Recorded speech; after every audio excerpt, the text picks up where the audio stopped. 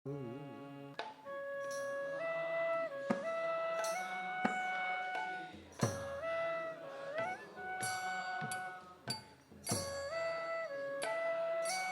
भागवतम में जितना भी अच्छा भजन प्रार्थना, जैसे भ्रमर गीत, गोपी गीत, वेणु गीत, ये सब यही महीना में हुआ। यही महीना में तुलसी विवाह शालिग्राम के साथ कराया जाता है। यही महीना में नरकासुर का वध हुआ और भगवान 16,100 रानियों को विवाह किया, क्योंकि वो नरकासुर जो था वो रानियों को, गोपियों को लेकर के रखा था। और गोपियों ने बोला, जब उसने हमको छुआ है, आपने हमको उद्धार किया है, हमको और कौन शादी करेगा। उन्होंने जब रिक्वेस्ट किया, भगवान ने उस सारों को विवाह किया, तब जाकर के 16,108 रानियां भगवान के हुए। इतने उतने मधुरतम लीला यही महीने में हुआ। परम पावन तप महीना है, इसीलिए इसको धर्म मास करके जाना जाता है। और तो और यही महीना में रामचंद्र लंका विजय करने के बाद सबके साथ में लेकर के, सीता देवी के साथ, लक्ष्मण के साथ अयोध्या में पधारे। जब अयोध्यावासी जानने को पाए कि भगवान रामचंद्र वापस आ रहे हैं, खुशी के मारे भगवान को वेलकम करने के लिए सारे घरों में, रोड्स में, हर जगह दिया लगाया भगवान को वेलकम करने के लिए। इसीलिए इसका नाम हो गया दीपावली या दिवाली। दिवाली भी यही महीना पे आता है। इसीलिए इतना लीलाओं का संभार है कार्तिक महीना। इसीलिए कार्तिक महीना को धर्म माह, दामोदर मास या फिर ऊर्जा व्रत के रूप में जाना जाता है। ऊर्जा व्रत क्यों? क्योंकि राधा रानी का एक नाम है ऊर्जेश्वरी। क्योंकि ये राधा रानी का महीना है, ये व्रत जो करते हैं, इसीलिए इस व्रत का नाम हुआ ऊर्जा व्रत। यही महीने में भीष्मदेव वेट कर रहे थे, और हम सब जानते हैं भीष्मदेव कार्तिक महीने में ही अपना शरीर त्यागा, जिसको भीष्म पंचक करके जाने जाते हैं। और तो और राधा रानी इमली तला के नीचे वृंदावन में सारे गोपियां मिलकर के उनको कोरोनेट किया, अभिषिक्त किया। क्या? उनको बोला गया वृंदावनेश्वरी। ये सब इसी महीना में हुआ था। ध्रुव महाराज तपस्या किया, और इसी महीने में, कार्तिक महीना में, उनको भगवान का साक्षात्कार हुआ। तो इतना पावन महीना है कार्तिक। चलिए, कार्तिक महीना का क्या क्या हुआ था, क्या क्या लीला हुआ था, इसके बारे में हम वर्णन किया। अब जानेंगे ये कार्तिक महीना या ऊर्जा व्रत, दामोदर मास का व्रत, कार्तिक व्रत करने से क्या बेनिफिट है। क्योंकि हम सब जानते हैं हमको कुछ बेनिफिट चाहिए। क्या बेनिफिट है? ये जो कार्तिक मास है, दामोदर मास है, इसको बोलते हैं बम्पर सेल पीरियड, या फिर बिग बिलियन सेलिंग डेज या सेल्स डेज। इसमें सब कुछ का डिस्काउंट भारी मात्रा में मिलता है। जैसे दिवाली में हर चीज में, हर मार्केट में आप जाओ, डिस्काउंट डिस्काउंट, सेल्स चलता है। कार्तिक महीना में आध्यात्मिक सेल होता है। भगवान ये राधा रानी महीना को इतना प्रेम करते हैं, थोड़ा सा भक्ति कोई करे, इसको बोलते हैं छप्पर फाड़ के बेनिफिट देते हैं। बोलते हैं अगर कोई कार्य छोटा सा करे, उसको 1000 गुना बेनिफिट देते हैं। इसका मतलब ये हुआ, अगर हम 16 माला करते हैं तो 16,000 माला करने का बेनिफिट। इसका मतलब ये नहीं आप एक करें 1,000 का ले। इसका मतलब ये है, कम करने में अगर ज़्यादा बेनिफिट मिल रहा है, हम कितना ज़्यादा से ज़्यादा करें। इसको बोलते हैं कैमुति की ना किमुतः। अगर इतने करने से इतना बेनिफिट, तो मैं ज़्यादा करूं तो कैसा, कितना मिलेगा। कैमुति की न्याय बोलते हैं इसको।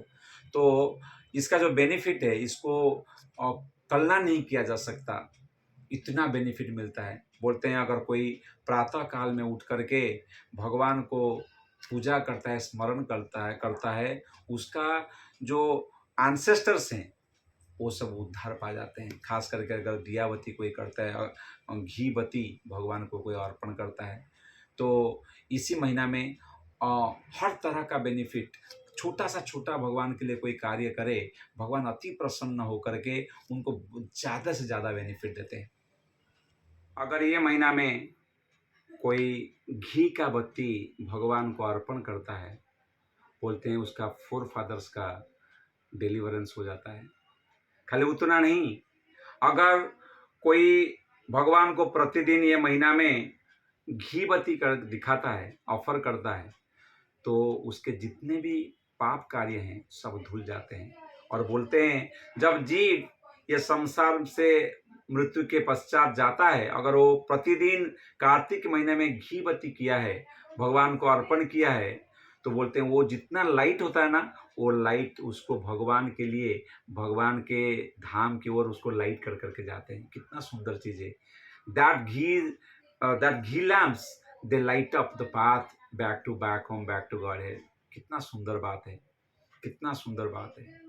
बोला जाता है एक चूहा था मंदिर में, चूहा ने कुछ खाने के लिए ऐसा सूंघ सूंघ के आते हैं ना, एक बत्ती जल रहा था, उसने कुछ खाने के लिए आया, उसका जो ऐसा बाल निकलते हैं, उसके बाल में थोड़ा सा आग लग गया, और उसने बेचारा क्या करेगा, उसको ऐसा जल रहा है करके ऐसा ऐसा ऐसा किया, और उसने बोलते हैं शरीर छोड़ दिया, जल गया, ऐसा कुछ हुआ।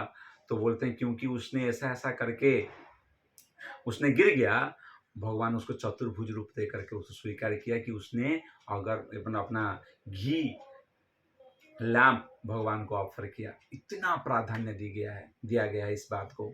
श्रीमद् भागवतम का एक श्लोक अगर कोई पढ़ता है ये ऊर्जा व्रत के समय में, तो 18 पुराण का अनुभव का सिद्धांत उसका हृदय में स्थापित हो जाता है। केवल एक श्लोक पढ़ने से आप समझिए कार्तिक व्रत या कार्तिक मास का कितना प्राधान्य है, कितना महिमा है, कितना महिमा होगा।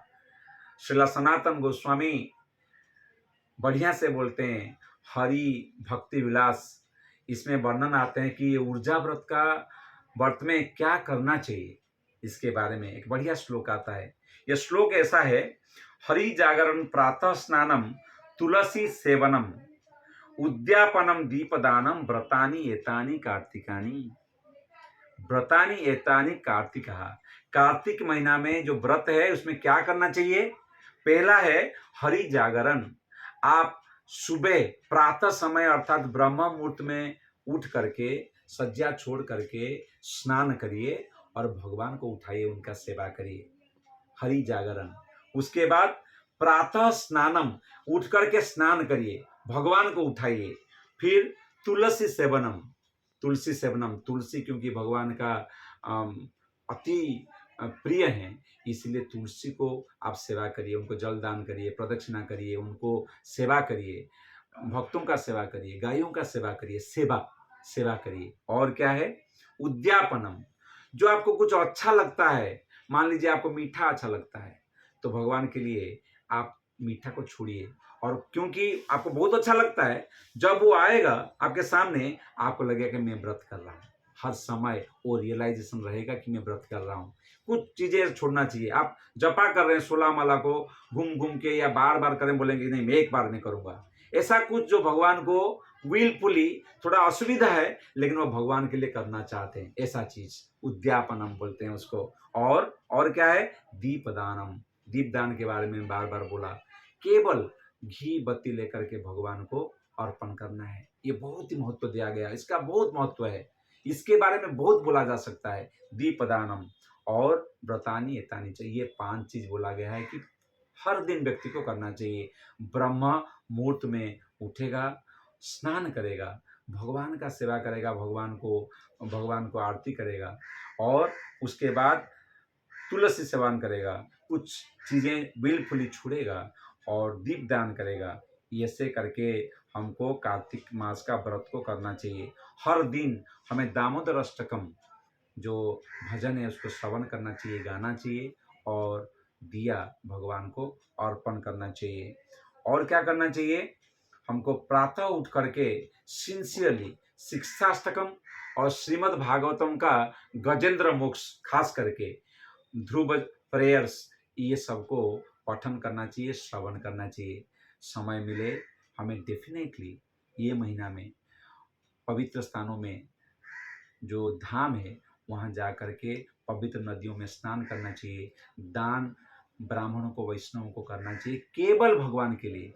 ये जो फिलैंथ्रोपी नहीं, भगवान का डायरेक्ट सेवा के लिए भगवान भक्तों को दान अवश्य देना चाहिए।